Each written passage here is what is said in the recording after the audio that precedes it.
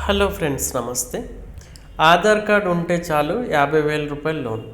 బ్యాంకుల్లో రుణాలు పొందడం అంత సులువు కాదు. హామీగా ఆస్తులు తాకట్టు పెట్టాలి, 1,00,000 డాక్యుమెంట్లు సమర్పించాలి. అయితే ఇవన్నీ లేకుండా కేవలం ఆధార్ కార్డు ఉంటే చాలు ప్రభుత్వ బ్యాంకుల నుంచి 50,000 రూపాయల లోన్ పొందే అవకాశం ఉంది. అదే పీఎం స్వనిధి యోజన పథకం. కోవిడ్-19 మహమ్మారి బారిన పడిన వ్యాపారాలకు మద్దతుగా ప్రభుత్వం ప్రధానమంత్రి స్వనిధి యోజన పీఎం స్వనిధి యోజన పథకాన్ని కేంద్ర ప్రభుత్వం 2020లో ప్రవేశపెట్టింది. చిరు వ్యాపారులు, వీధి వ్యాపారులు స్వావలంబన కల్పించాలనేది ఈ పథకం ఉద్దేశం. ఈ స్కీమ్ కింద లబ్ధిదారులు ఎటువంటి గ్యారంటీ లేకుండా ఆధార్ కార్డుతో రుణాన్ని పొందవచ్చు. ఇది ఎలా పనిచేస్తుంది? చిరు వ్యాపారులు ప్రారంభంలో 10,000 వరకు రుణం ఇస్తారు. వారి లోన్ మొత్తాన్ని సకాలంలో తిరిగి చెల్లిస్తే తదుపరిసారి 20,000 ఇస్తారు. దీన్ని కూడా సకాలంలో తిరిగి చెల్లిస్తే 50,000 రూపాయల లోన్ అందుకోవచ్చు.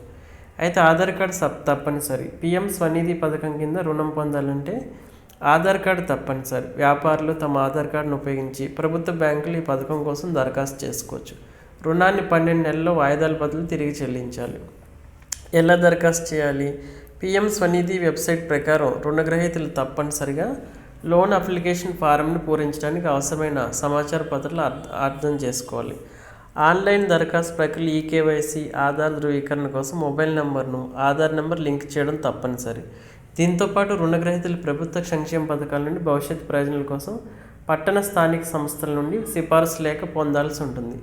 మొబైల్ నెంబర్ అప్డేట్ చేయడానికి ఫారంను తప్పనిసరిగా పూరించాలి. ఇతర పత్రాలు అవసరం లేదు.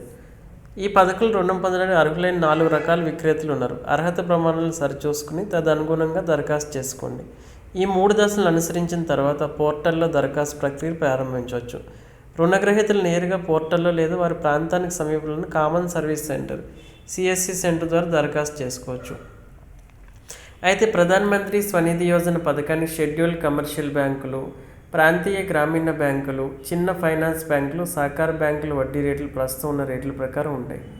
ఎన్బిఎఫ్సి వడ్డీ రేట్లు ఆర్బీఐ మార్గదర్శకాల ప్రకారం ఉంటాయి. నాన్ ఎన్బిఎఫ్సి ఆర్బీఐ పరిధిలోకి రాని ఇతర కేటగిరీ సంస్థలకు ప్రస్తుతం ఉన్న ఆర్బీఐ మార్గదర్శకాల ప్రకారం పథకం కింద వడ్డీ రేట్లు వర్తిస్తాయి. మరిన్ని వివరాలకు మీ దగ్గరలో బ్యాంకు